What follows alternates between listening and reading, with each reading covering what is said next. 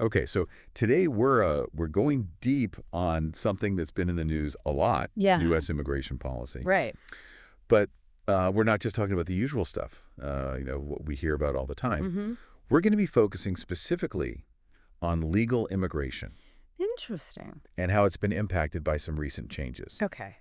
So the jumping off point for this deep dive is this CBS News article. Correct. It's called Trump's Sweeping Immigration Crackdown Targets Some Legal Means to Enter U.S. Too. Mm.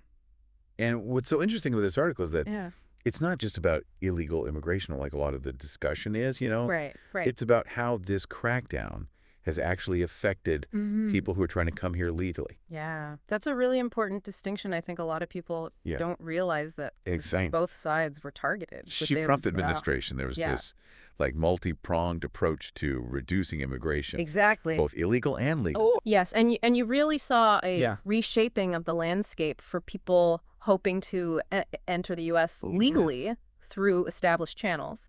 So one of the things that really caught my eye in the article was this public charge rule. Right. Can you kind of explain what that is and how it changed things? Sure. So the public charge rule basically says that if you are deemed likely to use public benefits, like food stamps or housing assistance, Right. you can be denied a green card. Even if they meet all the other requirements? Even if they meet all the other requirements. Right. It's a pretty high bar, and it really broadened the scope. Yeah, what was the thinking behind that? Well, there's a lot of debate around it. Yeah. Some people argue it's about protecting taxpayer dollars, Right. making sure that immigrants are self-sufficient.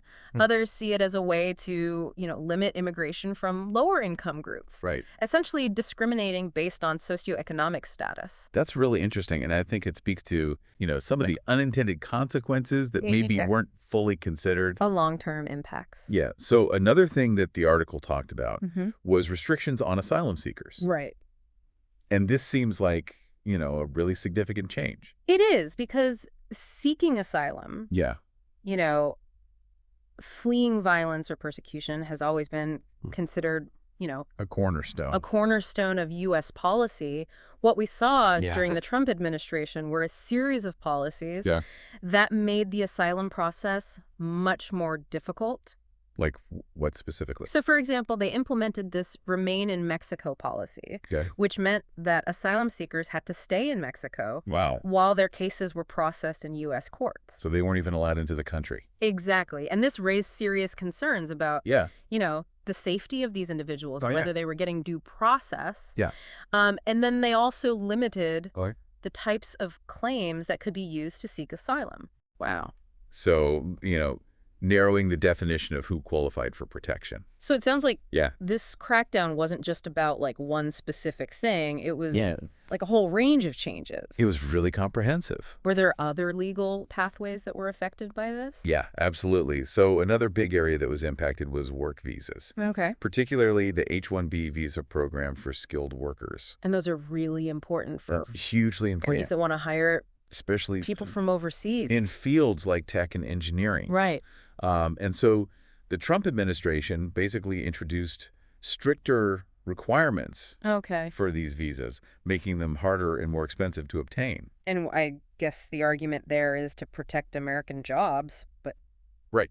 That was the framing, but it also seems like it could have some negative consequences. it does. There were concerns about hindering innovation. Yeah. Making U.S. companies less competitive. Because they can't access the best talent. So we've talked about kind of like the policy changes. Yeah. But I think it's also really important to think about the Absolutely. human impact of all of this. Right. You have individuals and families who followed all the rules, Right. played by the book, and now they're facing these huge obstacles. Yeah, it just seems like it would create so much stress and uncertainty A tremendous amount. for people who are just trying to... Yeah, imagine the anxiety of not knowing whether you'll be able to stay in the country you've built a life in. Or if you can bring your family. Or bring your loved ones over.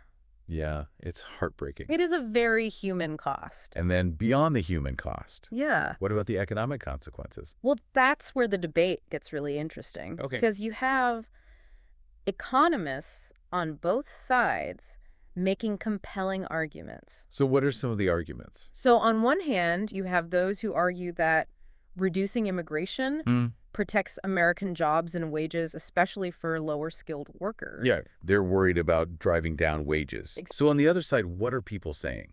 On the other hand, you have economists who argue that immigrants, Yeah. especially those coming through legal channels, are actually a net positive Okay. for the economy. In what ways? Well, they point to studies showing that immigrants are more likely to start businesses, Interesting. create jobs, and they also fill key labor gaps in industries that are facing shortages.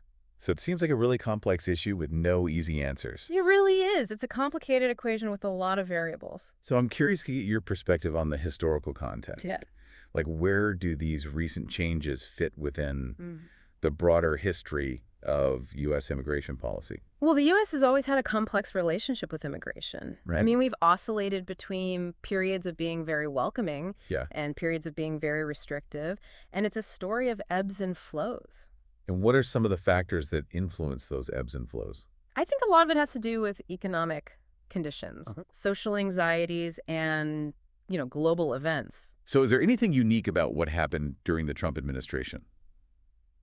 I would say that, these changes represent a particularly forceful swing towards restrictionism, and they impacted a really wide range of legal pathways simultaneously. Yeah, it was really a very broad crackdown. It was. So I guess what we've learned today is that legal immigration is anything but straightforward. No. Yeah. And the recent crackdown during the Trump administration created a whole new set of roadblocks for people trying to enter the U.S. legally. It did. We've seen the human impact, the complex economic arguments, and how it all fits into this much larger historical pattern. Exactly. So as we kind of wrap up this deep dive, what are your final thoughts on all of this?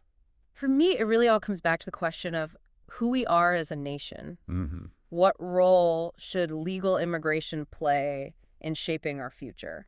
That's a big question. It is a big question, and there are no easy answers. Yeah. But I think it's a question that we all need to be grappling with. I completely agree. And, it's not just about policy. It's about values. Exactly. And it leaves me wondering, as we move forward as a country, what kind of future do we want to create? And what role will legal immigration play in that future? It's an ongoing conversation. Yeah. So I think that's something for all of our listeners to think about. Absolutely. And to continue to learn about. Yeah. So thanks for joining us on this deep dive. Thank you for having me. And until next time, keep exploring. Keep learning. Bye.